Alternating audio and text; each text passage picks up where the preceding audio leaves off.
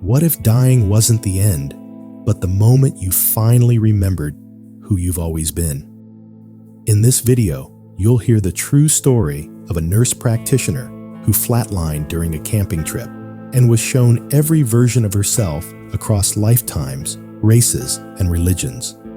What did she see in the pitch-black void before meeting God? And why did she scream at him in Spanish? By the end, you'll understand why her near-death experience didn't just change her beliefs. It rewired her soul, sparked a creative explosion, and delivered one strange message she's still trying to decode. Music is the answer. My name is Rosalia. I'm an artivist, a psychedelic integration coach, a nurse practitioner, and a spiritual teacher. But none of that explains what happened to me in 2022, or why I now believe that everything we think we know about life, death, and God might just be missing the point. Let me take you back a bit. It was 2018 when everything started falling apart.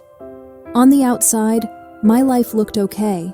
I had a career, I had love, but inside, I was hollow, depressed.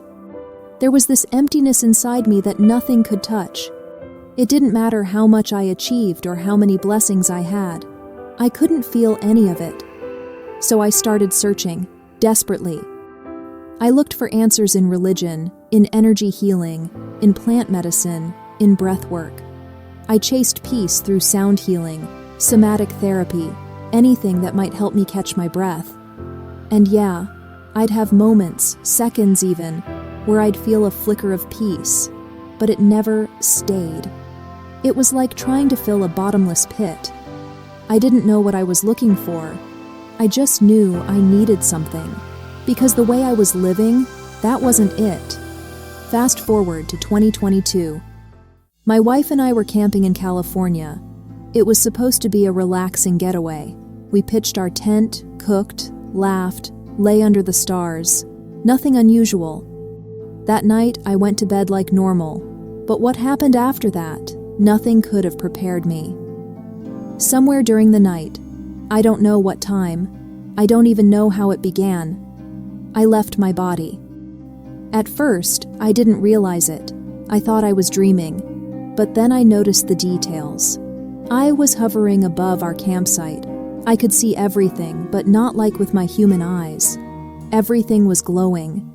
There were these intricate patterns, sacred geometry woven into everything. The trees, the air, the sky. It was beautiful, sure, but also strange. And then it hit me. This wasn't a dream. I remember looking around and thinking, wait, did I just die? That's when everything changed. The moment I had that thought, I was ripped out of that space. It felt like a vacuum sucked me in. No warning, no control, just this overwhelming force, pulling me fast and hard into what I can only describe as the void. And not in the poetic, meditative sense people like to romanticize. No, this was terror. I was in pitch-black darkness, the blackest black. No stars, no sounds, no sense of direction, just nothing. And me, floating or falling, I couldn't tell. And then came the fear, not ordinary fear. I'm talking primal, soul-deep terror.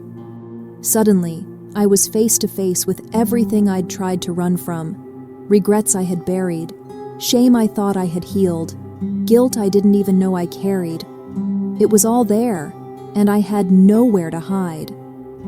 It felt like I was being swallowed whole by my own consciousness, like every monster I'd ever pushed away came to collect, and I had to face them, one by one. Every loop I escaped just dropped me into another one.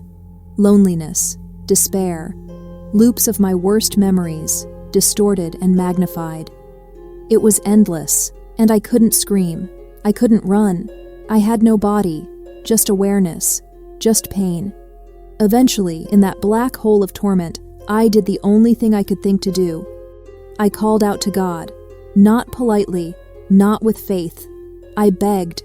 I screamed inside my soul, please, if you're real, If you're anything, help me. I can't do this." That's when something changed. Out of nowhere, I was no longer falling.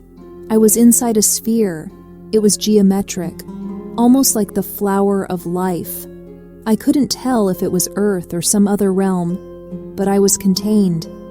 Then a presence appeared. I don't even want to call it God because that word feels too small now, but it was divine, infinite. And how did I react? I lost it. I started cursing at God, in Spanish, violently. I cursed everything, my pain, my life, the suffering of the world. I blamed the divine for all of it, for the sickness, the trauma, the poverty, for abandoning me. I unloaded years of pain, rage, betrayal, things I didn't even know were still inside me. But God, this presence, didn't react, didn't flinch. Then it placed a hand on my shoulder, and in that moment, everything dissolved. The fear, the rage, the despair. I felt love, not the love we talk about here on earth. This was different. It was total. It was truth. I was safe. I was home. I was held. And then something even more unbelievable happened. In front of me appeared what looked like a hologram. But it wasn't just images. I felt it. I lived it. They were my other lives. Not just past lives. I don't know if they were parallel or what, but I saw myself as male, female, all races, all religions. I experienced the pain and the lessons of every single life. Things I'd judged in this lifetime, I'd done them in others. And I understood why. I understood how limited we are when we only look through the lens of one lifetime. Compassion flooded me, for others, for myself.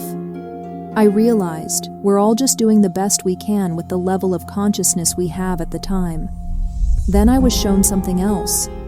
Before I came into this life, I was in a circle with members of my family from my father's side.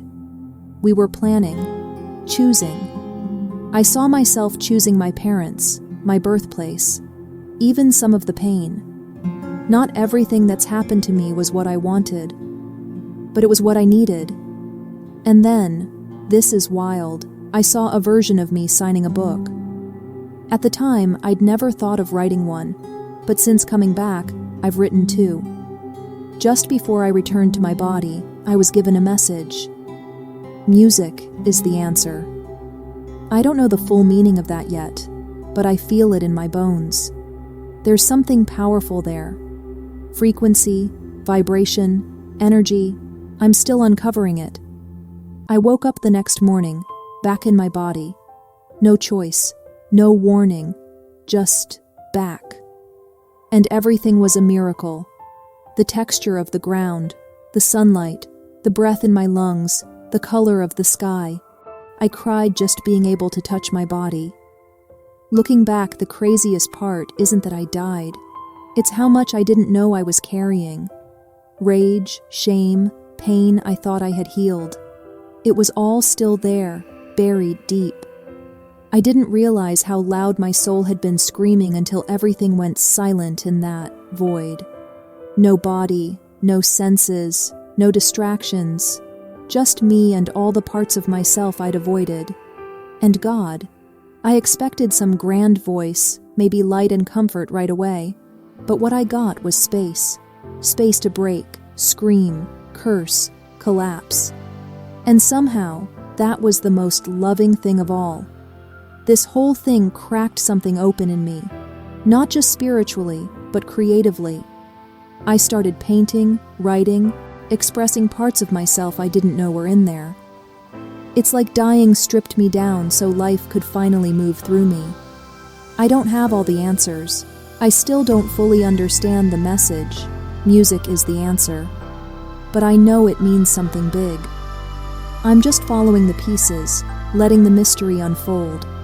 What I do know is this: we are so much more than what we think. And sometimes it takes dying to really start living. If you'd like to support more real stories like this, shared with heart and honesty, Consider liking, subscribing, or sharing this video. It helps more than you know. Thanks for being here.